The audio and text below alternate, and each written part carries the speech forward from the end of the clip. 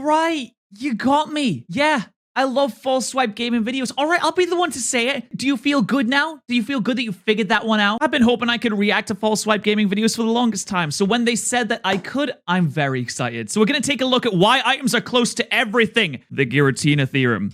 Although, I will preface this with saying that I am a leftovers hater. Yeah, that's right. I'm a leftovers hater. I don't like the item. I don't like that it's in the game. Let's see what the items are all about. When we play through any Pokemon game starting with Generation 2, helpful NPCs may inform us of how Pokemon can utilize held items themselves in battle. In Gen 2, our starter even comes equipped with a berry that restores its health once it dips below 50% to demonstrate this. This is such a good way to demonstrate it, by the way. They did the game design pretty good. The tutorializing of items. You Pokemon comes with an item, it consumes berry, it gets health back. You're thinking, ooh, wait a minute. Even my 5-year-old brain could process the fact that, actually 4. I was 4 when Gold and Silver came out. My 4-year-old brain could process the fact that, ooh, item good. Okay, sound good to me. However, most of us don't really heed this. Our conception of items tends to be more manual. The stuff that takes a turn to use, revives, hyper potions, full restores, and such. In the competitive world, though, such items are not allowed, and only held items are present. Can you imagine if you could spam full restores in a competitive match? You can imagine the VGC World Championships, it's coming down to the final 1v1, and they both have 99 full restores. Items are an essential part of serious play, with knowledge and use of them pivotal to success. Their power is such that they shape a huge portion of the game, both Dude, Tyranitar looks great in that game. Directly in terms of their effects, such as Leftovers' healing or Choice Band's power, or I'm not a fan of Leftovers. I think it's just too slow. Every end turn sequence that involves 2 Pokemon with Leftovers is an additional maybe 15 seconds long. That's ridiculous. Do we really need... We've wasted so much time. How much time in your life do you think has gone to Leftovers? I'll answer. Too much. Too much time. If your life has gone to Leftovers. Too much time in my life has gone to Leftovers. I could have done something. I could have learned a language, played an instrument, learned a sport. I'm not going to play any sports. I'm not going to do that. Indirectly in terms of making the opponent try to figure out what item a Pokemon is holding. After all, dealing with a Dragon Dance or Calm Mind Sweeper is very different depending on if they're holding a Lumberry, Leftovers, a Resist Berry, or Life Orb. Of course, there are many other elements to the game of Pokemon, but the effect of items can be so drastic that they can, at times, feel like they are quite close to everything. And I do love Lumberries, though. They are great. We're going to delve into the specifics today as we examine the intricacies and nuances of why items are close to everything, otherwise known as the Giratina theorem.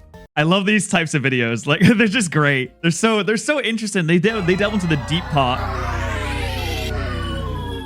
Form change items are interesting because it does kind of restrict you in a way where, yeah, you can change your form, but some forms not even really stronger base stat-wise.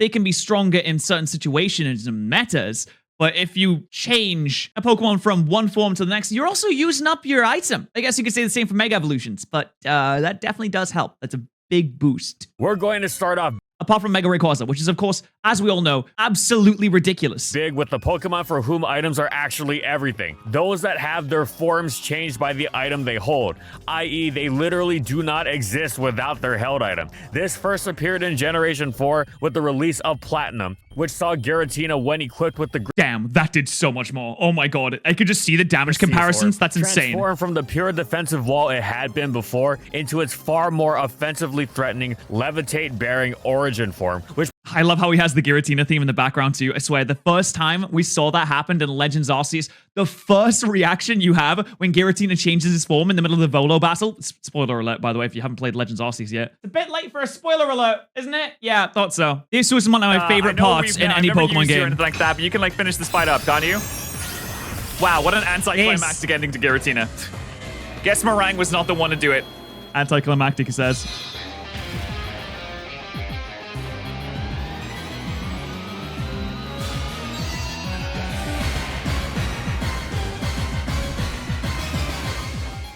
What? What the fuck? What? Bro, he did not just do that! Holy crap, that was so cool! I remain to this day, that is the coolest thing that's ever happened in a Pokemon game. Proceeded to define and change much of the metagame around it. Later in the generation, Arceus' release took this concept to the extreme. Its default normal form could hold any item, but if equipped with one of the type boosting plates, Flame Plate, Splash Plate, and so on, it could change its type, also becoming an entirely different Pokemon. Did people actually run the Arceus with the plates? Because when we do Let Me Fight videos, we're just like, okay, Terra normal, let's go Choice Band, let's go Extreme Speed, and let's kill everything that's not a Ghost type. Let's kill everything that's not already dead. Dealing with Arceus fighting and Arceus Ghost was very, very different. Arceus was also amazing at shifting between types because it always retained the same incredible stat spread, whereas Giratina Origin had its offenses and defenses swapped with its altered form. Not that anyone would complain Giratina O wasn't bulky enough, of course, but it was a trade-off. In a similar vein it's a big trade-off. Arceus, several generations later, Silvally would play similarly, shifting between types depending on the type of memory it held. However, the memory drives did not offer any boost, only changing Silvally's type.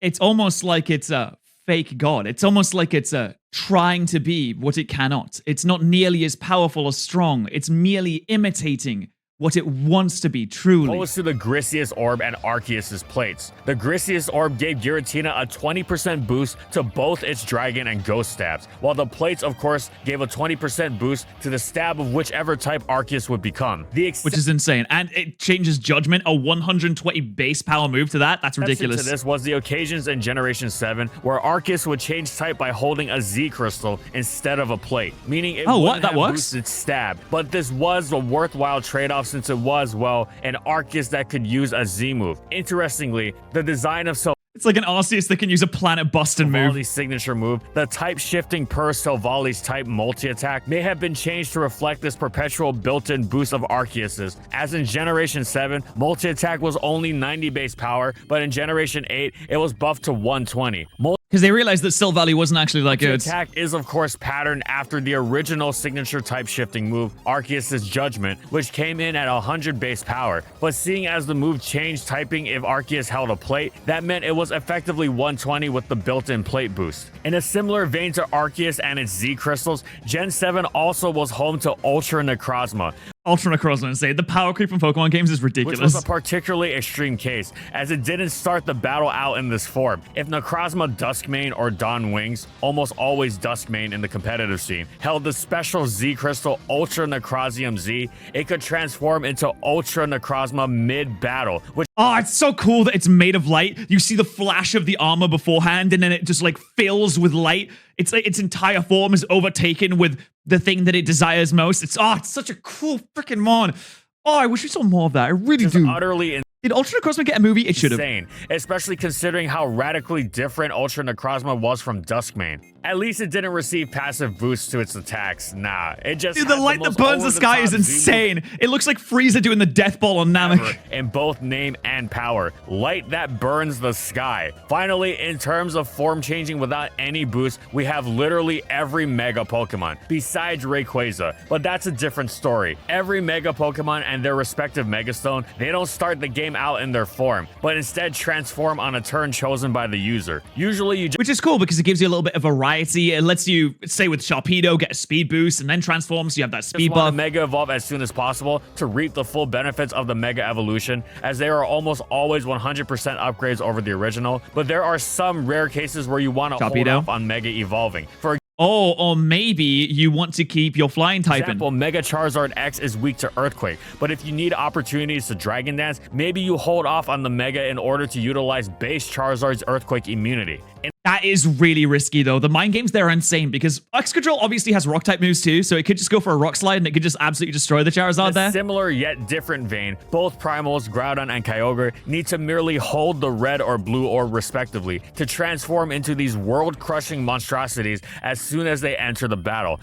Primal Groudon Kyogre was was it a mistake? I don't know. It was just ridiculous. Probably a good thing they, as well as the Megas, don't have any more boosts built into their items, as they're already unbelievably overpowered. Particularly noticeable about the Primals, as well as each of the other forms listed, is that while the items they must hold are a perfectly reasonable price for such excellent Pokemon, There's Mega Rayquaza. Razquaza's coming. Unable to hold other items does at times restrict them. Most notably, one of the few things keeping the primals in check is their inability to passively heal with leftovers. If you need an example of a primal, or mega technically, but effectively the same thing, if you need an example of such a Pokemon going utterly bonkers because it's also allowed to hold an item on Which is insane. I don't know why they let this happen. Why did they let Mega Rayquaza be the only Pokemon that can hold an item? What were they thinking at Game Freak? Did they not think that the 7 billion stats that it has was strong enough? They're like, oh, actually, no. We can't just have you cancel out moves that are super effective against you, like Ice Beam and things like that with your ability. No. We have to make it even stronger. We have to allow you to, I don't know, like almost double your attack with a Choice Band, or maybe you could have a Lumberry so you just can't be hit with status for a turn. Like, it's just ridiculous. What were they thinking? What's going on? This is the first time a Pokemon has been sent to above Ubers in Smogon, which I know is not the official competitive scene, but they literally made a tier just for this mod. Top of everything else, well, Mega Rayquaza had that and got banned from Ubers and created the Anything Goes tier there you go. Literally a week afterwards. A week after it was released, they were like, no, Honey Bunch, no, we're not allowing this. This is ridiculous. And it was. I don't like leftovers. I don't like these boys. Ugh, Toxic Now, it's Orb. hard to match the impact of items that literally transform Pokemon, but Leftovers certainly comes close. It's existed as long as held items themselves, first appearing in Generation 2, and is in many ways the quintessential competitive item. What Pokemon... You know why? I think I don't like leftovers because the type of player that I am. I don't think that it's bad for the meta or anything like that. I don't think it's a bad thing in general. It is kind of annoying just watching the leftovers animation go off. I wish it would just like do a little increase after the first animation. They wouldn't have to play the animation every single turn because, yeah, we know it's getting recovered with leftovers. We saw it. We can see it going up. We can see the prompt happening. I think I don't like it because of the type of player I am, which is I'm the type of player to slap Choice Band, Choice Specs, Choice Scarf on all my mons, and I just want to hit hard. I just want to hit things really hard, really quickly. I'm hyper offense, baby. I want to do so much damage. I don't want to sit around. 13 turns in a battle. This could have been done in 6. What do you mean? Pokemon wouldn't like to passively receive a little bit of health back each turn. It's the kind of incredibly useful effect that perfectly epitomizes the essence of held items. In a game all about trying to take as little damage as possible, being able to offset even a small part of it without having to take a turn to heal manually is incredible. In fact, Leftovers recovery is so good.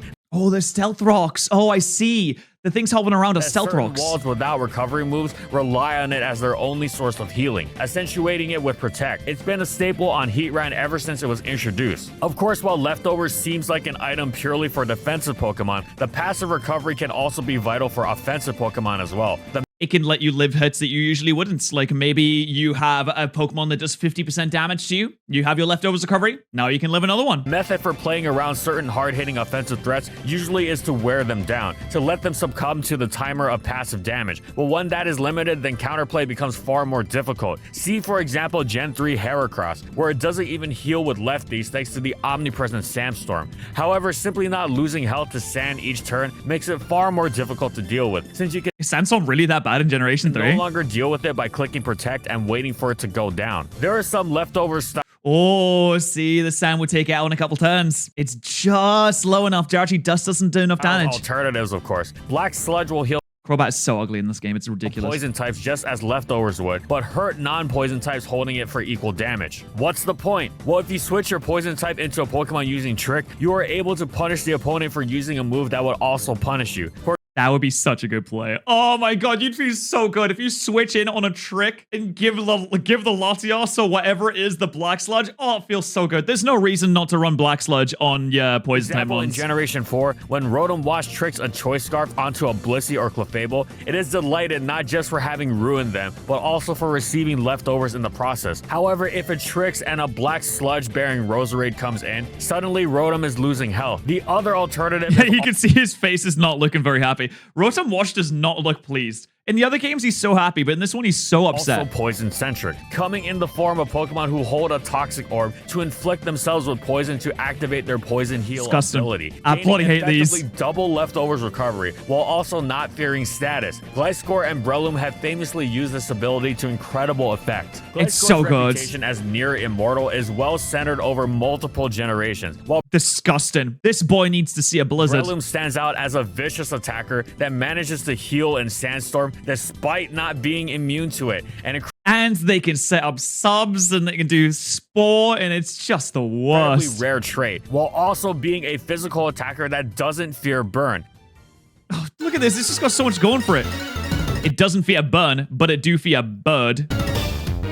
Oh, this is my boys. Yeah. Life orb, choice items. Let's go, baby. Wash and its choice scarf. And that leads us into the 3 choice items, among the most defining options in the game, which also perfectly encompass the risk-reward nature of competitive play.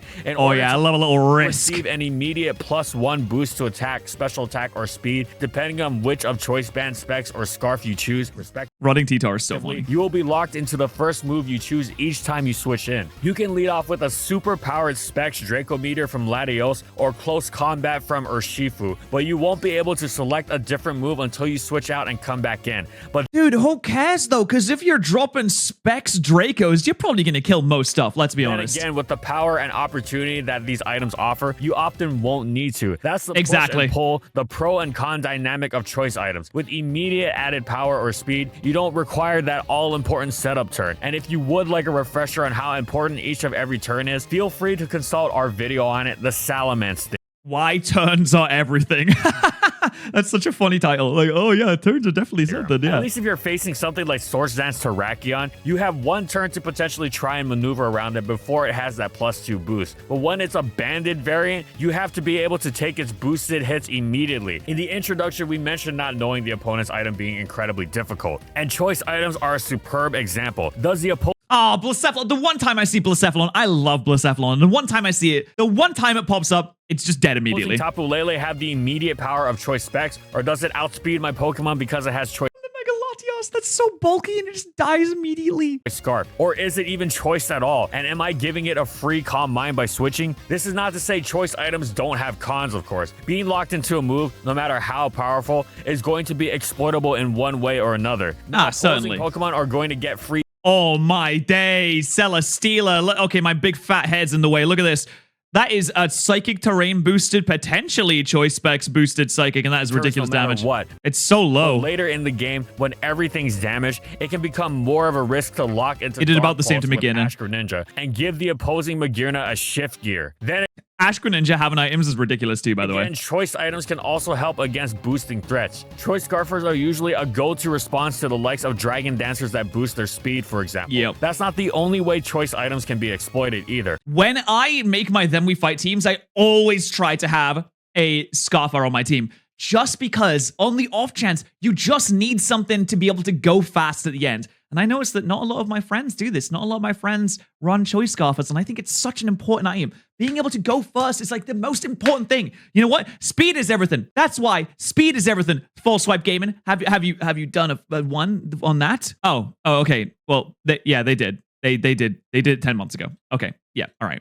Over relying on them means that the opponent can scout your move with Protect and switch to a resist accordingly, rather than having to play a more dangerous prediction game. Incidentally, this is one reason Urshifu was so dangerous. Its Unseen Fist ability breaks Protect. Oh, that's gross. Scouting it. You're always in that dangerous prediction game against it.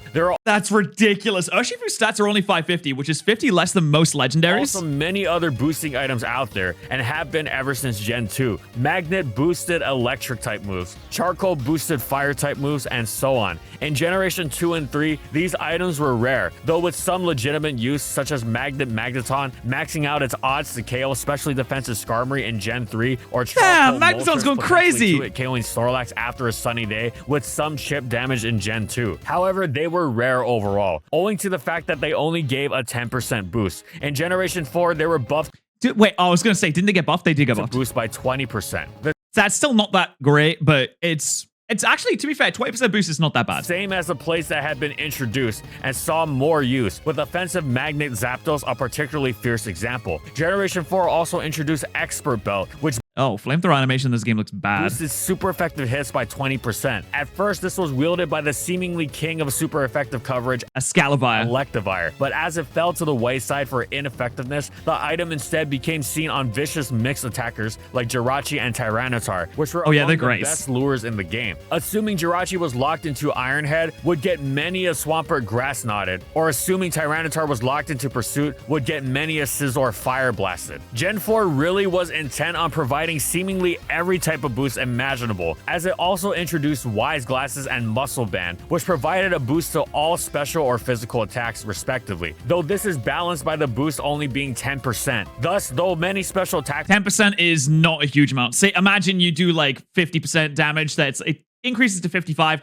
That actually could be useful when it comes to leftovers recovery. For example, if you have a leftovers mon, you do 50%, instead you do 55%, but leftovers recovers at 6%. So on the next hit, you do another 55%, but you would have been on 56%, so you'd be left on 1%. Yeah, couple that with stealth rocks though, and you're having a great day. Hackers can and sometimes do find use for it. It's usually an exception. Gen 4 was also the origin for Flame and Toxic Orb, which are boosting if they're activating Guts.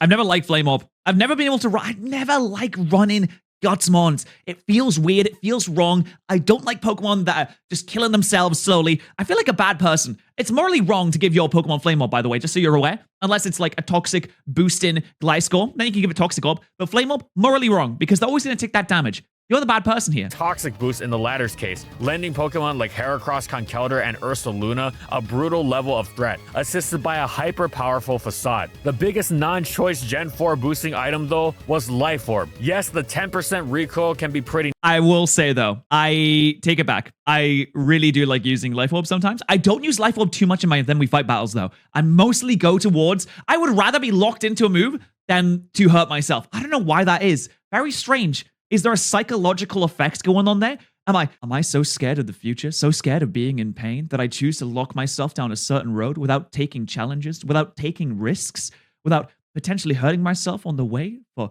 progress overall and potential victory? Is it? No, it's probably not that. Nasty, but the 30% power boost is impressive, especially because the Pokemon using the item want that level of strength while being able to do what these other aforementioned items allow them to as well, switch between moves. Sure, the 50% boost from choice items is massive, but it doesn't mean much if you're going to be thudding into resists, or worse, immunities. When you've got a Skarmory switching into a Bandit or Scarf Flygon's Earthquake, that's deadly. Oh yeah, that's rough. That is the worst possible situation. I mean, at that point, you have to predict the switch. We have to go back to Draft League days. We have to predict the switch, guys. You got a Skarmory switching into a mixed Life Orb Flygon's Earthquake. It still has to run in terror, lest it get roasted by the subsequent Fire Blast. Life Orb I didn't think about that. The immediacy of mixed attackers who want to hit as hard as possible on both sides of the spectrum, especially helping compensate for an inability to invest in both attacking stats as much as one would like. See Infernape as an example. And while Life Orb's recoil can often be turned against its user with good switching, taking advantage of the opponent's self-imposed timer, limiting how much damage can be wrought before going down, the extra power. And also, you can kind of whittle Pokemon in range of certain moves with Life Orb too. If they're damaging themselves, a Pokemon's move that might not usually do too much to them, after a few Life Orb hits, it's gonna knock them out. It can be overwhelming at times too. Life Orb also makes certain setup sweepers downright ridiculous. Tacking on a Life Orb boost in addition to Volcarona's Quiver Dance or Terrakian's Swords Dance can be utterly obscene. Life Orb is at its best when its recoil is ignored, which is rare, but the results are stunning. Magikarp, Uniclus, and sometimes even Clefable are able to reap the full benefits of its power without caring for the recoil. You know what we care about, though? Sheer Force Life Orb. Sheer Force Life Orb, Nidoking. Oof. Now that's the good stuff. As Sheer Force Pokemon using Sheer Force boosted attacks. The inability to get worn down for spamming its ludicrously strong Earth Power, as well as Focus Blast, Psychic, Sludge Wave, and Rock Slide, was a major factor in Landorus Incarnate's brokenness. It's so good, man. It's ridiculous. Berries. Oh, we love berries, don't we? Yachi Berry. Often, though, making an optimal elite offensive threat isn't just about wringing in as much power as you can out of a Pokemon. What do you think all the different berries taste like? What does a Yachi berry taste like? It's kind of blue, right? It's kind of icy. Maybe it tastes like a blueberry. It's about defending yourself against common counterplay, and that's why the status healing Lumberry is such a fixture. Such a definitive part of so many of the scariest sweepers around. If you can stop a setup sweeper by going for the burn or paralysis or poison or even sleep as a boost, then you're going to find it fairly easy to deal with. But when there's so much status flying around and the setup sweeper can take advantage of this for a free boost, they get so many more opportunities and become so much scarier as a result. This is famously exemplified by Dragon Dance Dragonite, whose Lumberry serves a dual purpose. It can either grab it a setup turn against something using status like Breloom, Heatran, or Rotom, or it can use it to snap out of confusion after unleashing Outrage, allowing it to continue its onslaught of terror. That's right. I didn't think about Outrage. Also, Dragonite is in a specifically good situation to use Lumberry because it has multi-scale as well. So it can get pretty much a free setup move on anything. It doesn't really have to run Yachi Berry because the likelihood of it going down to one ice type move with multi-scale is probably pretty low. And it's got extreme speed. Oh, I love Dragonite. Even if such a Pokemon isn't able to sweep, or even if Lum is used on non-sweeping attackers like Mixed Jirachi or Lead Machamp, simply having the option of shrugging off status allows such Pokemon flexibility in battle. How do they remember to eat the berry when they're asleep, though? Does the trainer just shove it down the throat? Defensive purpose and disrupting opponents' momentum, or even just being able to force their way through a one-on-one more effectively, like when faced with the otherwise difficult task of taking on paralysis-spreading Jirachi or Breloom's Spore. It removes a lot of counterplay and makes the attacker a lot more dangerous. You won't want to waste a turn Will-O-Wisping a Machamp or Tyranitar with Rotom if they have a Lumberry. Speaking of berries, if offensive Pokemon of all sorts, especially setup sweepers, aren't using Lum, they're very likely going to use Resist Berries, having the damage from a specific type of super effective attack. This is one of the most devastating examples of nullifying counterplay. Sure, that Gyarados got itself the Cobra Berry pursuit on the Switch. Oh, man. Oh, man. You know, that's a good idea. Dance, but you've got a Thunderbolt Starmie, and the Gyarados is holding a Wakan Berry. It lives the Thunderbolt and proceeds to steamroll you. Got an Ice Beam for Garchomp? Garchomp's got a Yacht Berry for your Ice Beam. It's not just useful to make offensive... And then it gets frozen. Sorry, buds. Tougher to answer either. It's excellent as a defensive tool for bolstering offensive Pokemon's ability to take hits in a pinch. Getting... You know, I don't really think I'm comparing this to our Then We Fight battles. And I know my Then We Fight battles aren't very competitive, but I think it's interesting to look at it from a more casual standpoint, because False Swipe is showing it from like the super competitive standpoint, and then we have like the more casual standpoint. I don't think me and my friends for Then We Fight videos really use those resist berries all that much. I don't really see many Yachi berries and Cobra berries and things like that flying around. It's usually Life Orb, leftovers, maybe a Focus Sash, things like that. More defensive utility out of them without sacrificing their offensive capabilities. Sometimes even increasing it by doing so, in fact, or needing to use an all-out wall on a team that can't fit it. You think your agility in Polion is going to sweep because there's a bunch of offensive pokes and no Blissey on the other team? Guess again. Because the opposing Tyranitar has a Pastro Berry. It wouldn't have even killed. It didn't even need the Pasto Berry. It did like 35% damage. Which stands Hydro Pump with ease. Then again, its superpower might also bounce off a Chople Berry variant of Empoleon. So this kind of thing can go both ways. Resist berries, whether used offensively or defensively. Okay, the Toxapex just tanked that with the berry. Look at that. Again, it looks like that wouldn't have even killed. I'm pretty sure the berry's half damage. So it would have went to Reds, certainly, but it wouldn't have been too low. But you know what? I wish Mega Alakazam was better because it's not really that good. Look how frail he is, though. Are potentially among the greatest weapons one can find, especially because they aren't revealed until they're used. See Payapa Berry Toxapex withstanding Psychic from Mega Alakazam and Mega Latios in order to land a crucial Toxic on them. And because certain Pokemon can viably run several different type of Resist Berries, such as Gen 4 Heatran viably being able to run all of Pastro, Chople, and the Earthquake weakening Shuka Berry, which results in you often not knowing which way to try to take it out if you're not lucky enough to even have that luxury. You'd always go for the ground type move. Quad effectiveness is quad effectiveness, mate. Always go for the ground.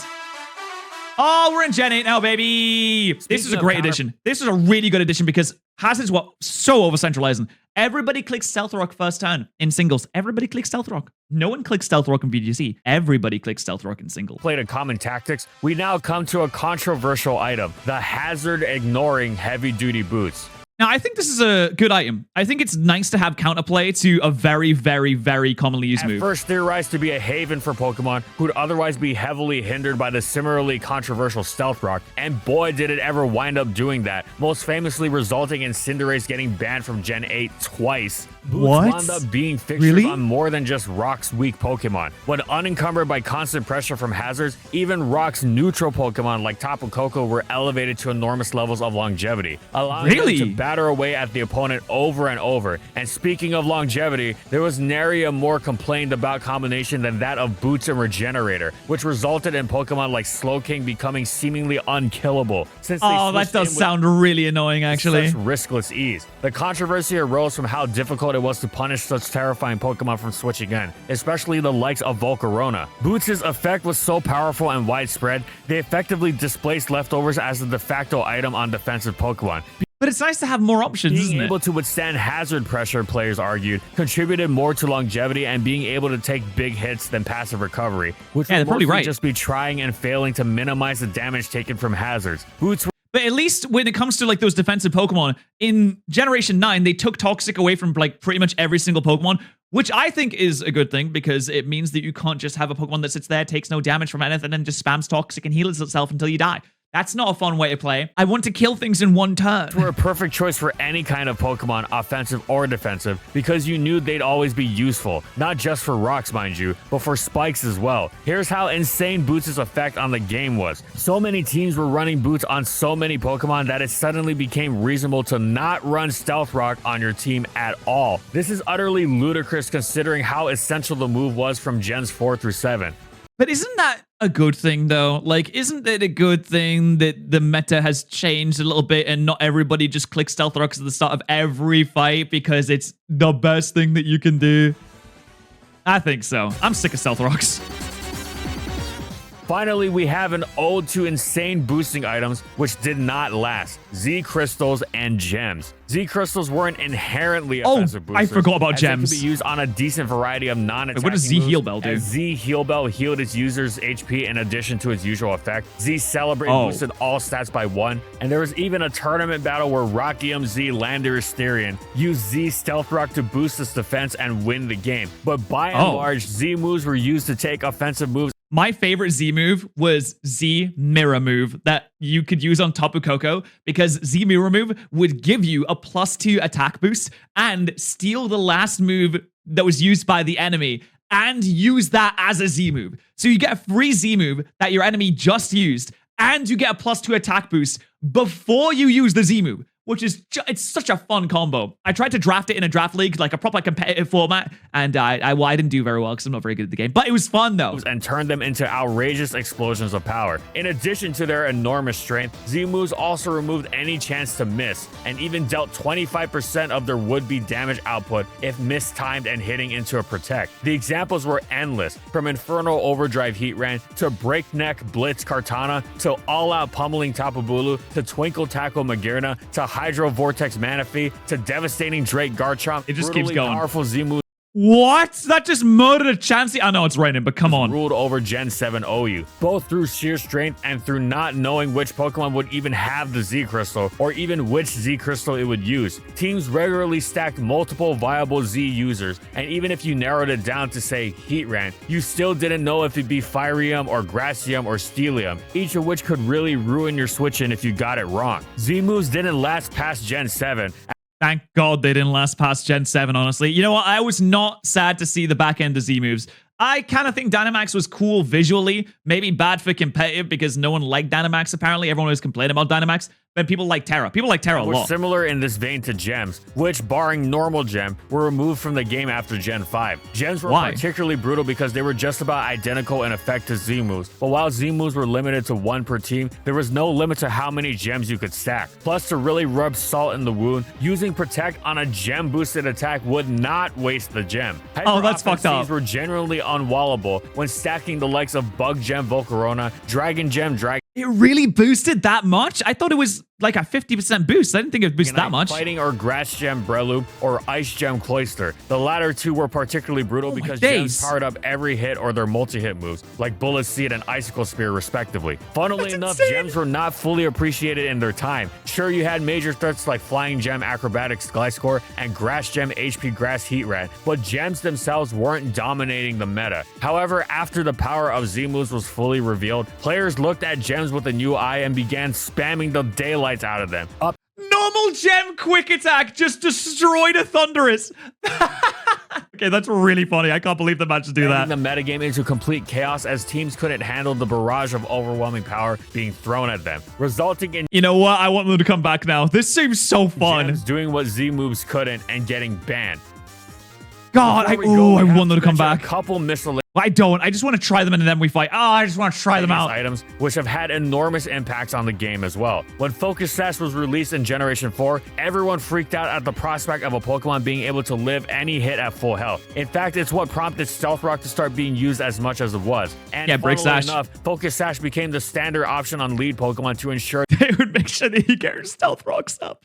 Come on, man. Come on. They set up Stealth Rock. Beyond that, Sash was the go-to item on Alakazam in Gen 5, whose Magic Guard ability ensured that it never lose the Sash to field conditions setup before Imagine you do all that and then you miss your Focus it Blast. even had a chance to switch in, like Hazards or Weather. Rocky Helmet arrived in Generation 5 and became a crucial item in helping players combat physically offensive onslaughts, as it allowed them to deal out damage while playing defensively. It was an excellent punish for the otherwise spammable U-turn, as well as helping give pushback against the many outrages and close combats littering the tier. Beyond dealing with offensive moves like these, it also helped punish use of Rapid Spin, and thus became a crucial part of the Hazard War. Rocky Helmet Yeah, and then they made Rapid Spin even better by boosting speed. But it's funny because most Rapid Spinners don't really have good speed anyway. was especially effective on Pokemon with contact move punishing abilities, most famously Garchomp's Rough Skin and Ferrothorn's Iron Barbs. In a similar vein, Gen 6's Assault Vest has also been crucial for helping withstand enormously powerful special attacks. I love Assault Vest. I think the counterpoint to Assault Vest for physical moves is Intimidate, and I think that's why there's not a special Intimidator out like that yet. But I really like the Assault Vest. I think that was a great addition. The cost of only being able to use attacking moves is quite reasonable, especially since in a Resist Berry-esque way, it encourages the use of more offensive Pokemon that can take hits, as opposed to going the all-out wall approach. Tornadus Theorem became Gen 6's most defining Assault Vest user thanks to Regenerator providing a passive recovery, while Tangrowth used the item to similar excellent effect in Gen 7 as well. Oh, you're so frustrating and annoying though. Look at this thing. It has low special defense, so you slap an Assault Vest on it, you slap Giga Drain on it, and it has Regenerator. Ooh, and good physical defense and Leech Seed. Wait, oh no, you can't run Leech Seed with Assault Vest. Not Leech Seed. While being even better on the recovery front, thanks to the bits of healing it got from its stab Giga Drain. Air Balloon providing a temporary Earthquake and Spike's immunity is specific, but incredible for Pokemon like Heatran and Terrakion, making dealing with them early on much tougher since the ground types that normally do well don't get the job done. And as Pokemon like this is one of the few moves or few items that actually tell you that they have the item before you see it, which I guess makes sense because if it's floating in the air with an air balloon, you know, it's floating in the air. You know it's floating in. You can see that it's floating in the air, so it would make sense that they tell you. But it's strange. I wonder what it would be like. I wonder how much more powerful it would be if you didn't know that it had an air balloon. Like Starmie and Volcarona in Generation 5 have demonstrated, you don't have to be ground weak to get the most out of Balloon either. Simply being able to switch into an Earthquake is enormous for gaining opportunities. Shed Shell arrived in Generation 4 to help against trapping, and brought Skarmory more respite against its dreaded rival Magnezone. Sure, it didn't care for the loss of leftovers, but the upside was potentially enormous. Shed Shell also saw use on various Pokemon attempting to escape Dugtrio before Arena Trap's ban across multiple generations. And even Toxapex sometimes used the item in Gen 7 to help it pivot around Heatran's otherwise deadly Magma Storm. Custap Berry is a rare item, but the ability to move first the turn after you hit 25% or lower HP is potentially enormous, and Custap Berry is so not niche. just on lead Pokemon either. Several offensive threats, such as Gen 4 Machamp and Gen 6 Manaphy, became so much scarier when they can grab another KO after being hit down to low health, as they so often are, rather than just being revenge killed by anything faster. Finally, Weakness Policy. We love Weakness Policy. Oh, that's such a fun one. Unusual item, but boy does it punish hitting something super effectively, with a +2 attack and special attack it provides upon doing so. And you can D-Dance too. Oh, if it works, you feel amazing. It doesn't work a lot, but when it does, you feel so good. Likes of Multi-Skill Dragonite and Stored Power Magearna are testament to this. Stored Power Magearna? Oh, that's fun. Wait, I do want to try that now. I really want to try that.